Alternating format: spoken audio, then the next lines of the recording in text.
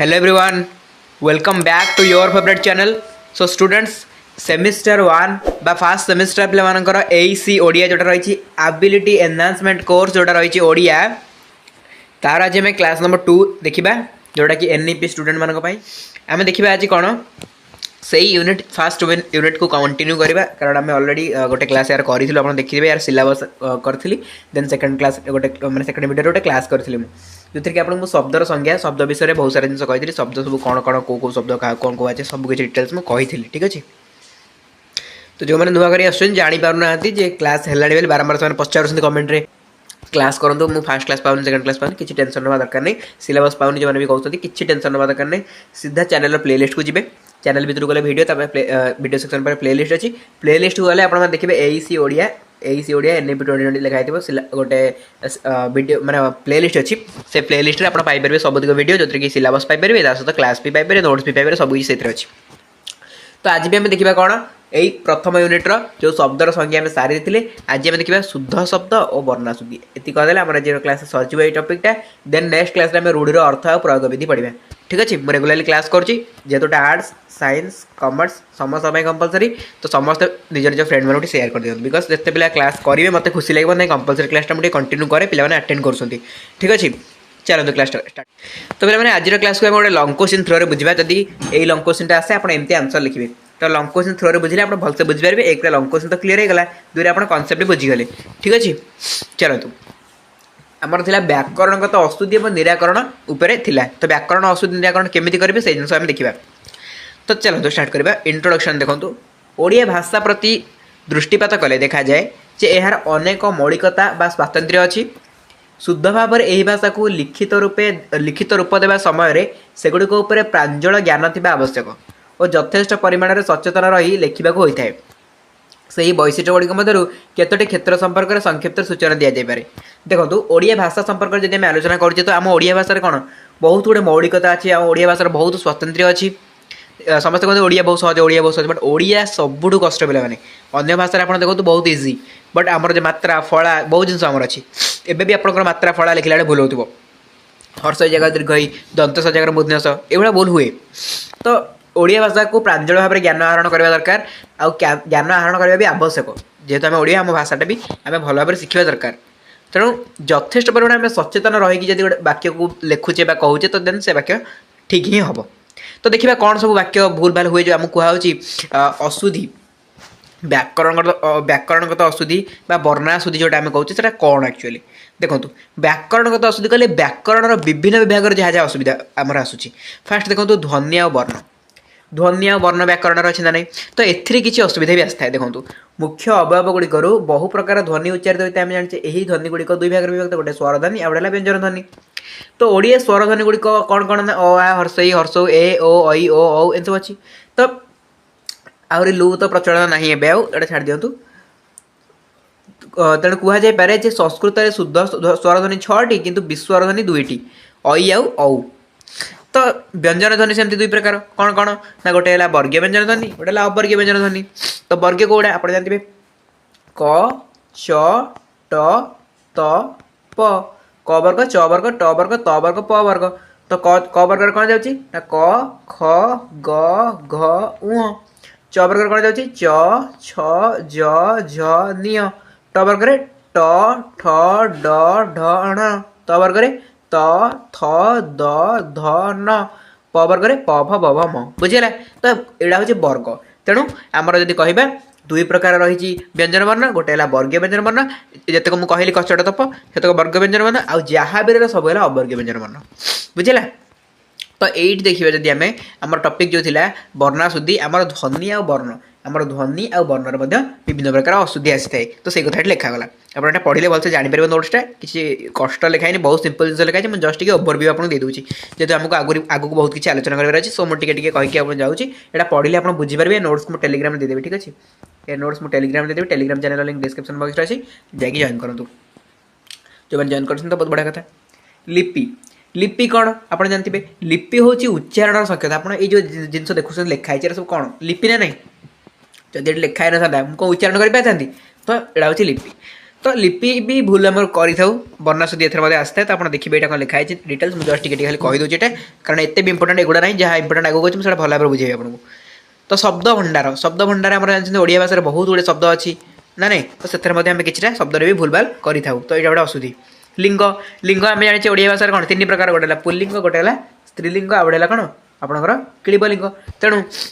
M भूल भाल करें कौटी आपंकर माता करवा कथा आम पिता कर था जोटा कि आम कहीपर आगू देखिए अशुद्धि देखिए विभिन्न प्रकार अशुद्धि अच्छी लिंगर केमती अशुद्धि आसूँ पुरुष वचन के अशुद्धि रोचे देखी तेणु ए शुद्ध रूप लिखी दरकार तेणु लिंगर अशुद्धि आसे पुरुष वचन भी अशुद्धि आसे आप जानते पुरुष आम कौन तीन प्रकार दुई प्रकार प्रथम पुरुष द्वितीय पुरुष तृतीय तीन प्रकार संस्कृत दुई प्रकार ओडिया तीन प्रकार प्रथम पुरुष द्वितीय पुरुष तृतीय पुरुष संस्कृत कौन प्रथम पुरुष मध्यम पुरुष उत्तम पुरुष तो आम ओडिया कथा देखा तीन प्रकार आम पुरुष रही आम भी भूल भाल भी करदे जोटा कि कौन पुरुष आ वचनगत अशुद्धि भी आसे वचन तो आप जानते तो कह दरकार नहीं एक वचन दुई वचन बहुवचन तीन प्रकार अच्छी अव्यय आ उपसर्ग आम विभिन्न प्रकार अशुद्धि करूँ कारक विभक्त समस्त अशुद्धि करते यहाँ भावार नहीं आप जानते कारक आम कर्ता कारक कर्म कारक करण कारक संप्रदान कारक अपादान कारक एमती अधिकरण कारक सब कारक विभक्ति कौन विभक्ति आम 7 प्रकार अच्छी कौन प्रथमा द्वितीय तृतीय चतुर्थी पंचमी षष्ठी सप्तमी तो ये सब कारक विभक्ति आम असुविधा कर अशुद्धि करूँ कृदंत तद्धित आम अशुद्धि करें पद संधि में अशुद्धि करूँ समास अशुद्धि करूँ है तो यही सब आम अशुद्धि करूँ तो ये लिखिए आप कौन ना ओडिया भाषा उपर सूचित विभाव गुड़िक छड़ा शब्द और वाक्य गठन और सेगुड़िकर उपयुक्त प्रयोग क्षेत्र में युक्ताक्षर शब्द वैचित्र वाक्य गठन रूढ़ी बनानरीति छंद अलंकार इत्यादि अन्य अनेक विभाग रही तेणु सबुग आम ठीक कर लिखा आवश्यक आप माइंड में जब किसी पशु आप जमा चिंता करते आगू जानीपर ये देखो सब बुझीपारे एवं आम देखा अशुद्धि प्रकृत में कौन यहीटा ही इंपोर्टेंट आपंकर जब 1 मार्किया क्वेश्चन पकेब यू ही पकेब तेणु कौन कहला अशुद्धि आम पढ़ुचे तो बनानगत अशुद्धि आम फास्ट देखा बनानगत अशुद्धि कौन देखो आप अंजलि लिखुं शुद्ध रूप प्रकृत में कौन अंजलि एमती सेमती आप अक्रूर लिखुं बट शुद्ध रूप कौन अक्रूर बुझे सेमती अमीय लिखुं शुद्ध रूप हर्षई नुह जो हाँ दीर्घई नुह ये कौन हम हर्षई हम से जीविका ये कौन लिखाई बर दीर्घ दिए कौन हम हर्षई हम बुझे तो यही जिन हूँ वर्णन मैंने सब अशुद्धि बुझीपार तो ये जिन गुड़ा मन रखिए गोटे गोटे प्राक्ट करेंगे जहाँद्वारा मन रही 1 मार्किया क्वेश्चन पढ़ले आप हैंडल करेंगे बुझीगला बंधनगत अशुद्धि कौन तापर देखो बंधनगत विभिन्न प्रकार अशुद्धि अच्छी आप देखिए गए लिंगगत अशुद्धि समासगत अशुद्धि सब गुड़ाक आम देखा है सब गुड़ाक देखा हेटिक मुझे आपको कहीदेकी आसली एवं देखा सब अशुद्धि कौन कौन रोचे देखो लिंगगत अशुद्धि कौन मुझे कहती नायक आप नायक की कर दौरान नायकर कौन नायकी ना नायकर कौन नायिका पाचकर कौन पाचिका बुझे तो भूल कौन करती पे पाचकी लिखि दिखती यहाँ ही भूल तापर सुबेशर सुबेशा नट सुबेसिनी बुझे सुबेसिनी नुहे चंद्रबदन चंद्रबदना चंद्रबदनी नुहे तो एमती सब अशुद्धि रोचे यहाँ कौन गला यहाँ गला आप लिंगगत अशुद्धि देखिए संधिगत अशुद्धि सब अशुद्धि विषय ऊपर पे पढ़े आइली नोट्स करेंगे तापर ये जिन गुड़ा जानवे कौन कौन अशुद्धि क्या होची संधि अशुद्धि आप जानते गणेश गणेश बुधनेश लगे दे बुधनेश हम ये तालबेश हम बुझे तो उज्ज्वल उज्ज्वल उत्तुयुक्त जल ना नहीं उत्तुयुक्त जल तेणु उज्ज्वल एमती हम तो संधिगत अशुद्धि ये रोचे देखी नियंतु यहाँ बारंबार गोटे गोटे पढ़िया दरकार नहीं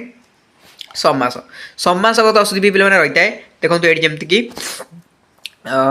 अहोरात्रि ये एग्जांपल देले बेस्ट बुझीपारे अहोरात्रि अहोरात्र हम यहाँ अहोरात्रि नुह बुझेगा अहोरात्रि नुहे अहोरात्र हम तो ये सब अशुद्धि रोचे यहाँ समासगत अशुद्धि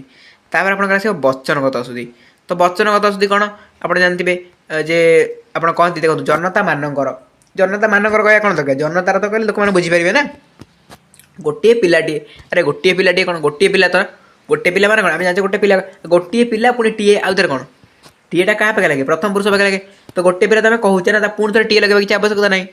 प्रत्येक छात्र मैंने अरे छात्र मैंने कहले तो होगा ना प्रत्येक कहवा कौन दरकार बुझीपार हाँ प्रत्येक छात्र भी कहींपारे छात्र मैंने भी कहींपारे बुझीपार ना नहीं तो यहाँ गोटे कौन यहाँ हूँ आप वचनगत अशुद्धि ठीक अच्छे प्रत्ययगत अशुद्धि देखो विस्फोरण एमती लिखा है विस्फोरण एक्चुअली यहाँ हूँ विस्फोरण आप भी कहते विस्फोरण है विस्फोरण है बट विस्फोरण ओके व्याख्या नुह यहाँ हूँ व्याख्या यहाँ तो प्रत्यय बुझे प्रत्यय प्रत्ययगत अशुद्धि आज जब आप बुझीपार जिन गुड़ा कौन मतलब आप जापार प्रत्यय कौन तो ये लिखा है आप पढ़ीदेवे जापर किसी ना से ऊपर भी लेखा रखी ना मुझे खाली एवढा जानता नहीं क्रप कर देता एतिक नहीं आसारे बट मुझे कहली काले पे जान थे से ऊपर भी आनी वचनगत अशुद्धि कौन ये पढ़ी पारे लिखाई वचनगत अशुद्धि पढ़े ये पढ़े है ना मुझे नोट्स भी आगे फास्ट देखे आपको सीटा भी पढ़ी पारे किसी बड़ा कथा नुह कि कनसेप्ट बुझा दरकार तो तद्धितगत अशुद्धि सेमती रही रहा विभक्तिगत अशुद्धि देखो विभक्तिगत अशुद्धि केमती होची आम कहे कौन एकत्रे शुद्ध रूप तार एकत्र आम कौन एकत्र होगी आस सेटा ठीक आम जो कह एकत्रे आस एटा भूल सबंश नुह एटा सबंश तापर विशेष विशेषणगत अशुद्धि भी रही संक्षिप्त आम कह कौन हम संक्षेप सम्मानीय कह सम्माननीय बुझेगा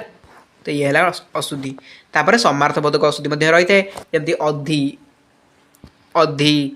मानसिक कष्ट को बुझा जाए व्याधि शारीरिक रोग को बुझा जाए अस्त्र क्षेपण को बुझा जाए शस्त्र हाथ धरी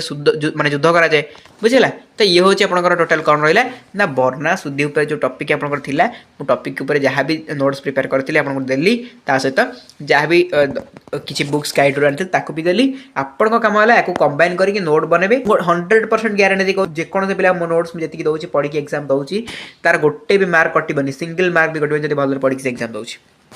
ठीक अच्छे चलो तो नेक्स्ट क्लास में देखा यार चैप्टर 2 जहाँ रही चैप्टर 1 आम टोटाल कंप्लीट होगा जो मैंने पूर्व क्लास देखना चाहिए देखो है तो आज क्लास पे एटेंड करा जो मैंने भी जॉइन कर प्रोब्लेम हो कमेंट मैंने टेलीग्राम में कि व्हाट्सएप में जॉइन कर जब भी किसी प्रोब्लेम हो कमेंट सेक्शन एटलिस्ट कमेंट करदेवे कि मतलब लिंक दिखाते मुझे जॉइन होगा चाहिए देन आपको लिंक भी प्रोवाइड करदेवी बट आप ट्राए करूँ डिस्क्रिप्शन बॉक्स नहीं जॉइन होगा बिकज कमेंट करेंगे कमेंट मुझे देखी आपको रिप्लाई देवी लेट हो बुझे तो आपको डिपेंड कर कौन करेंगे तो आज क्लास को पे एटेंड करवा देखा आप सहित गोटे next and fresh class till then tata love you all.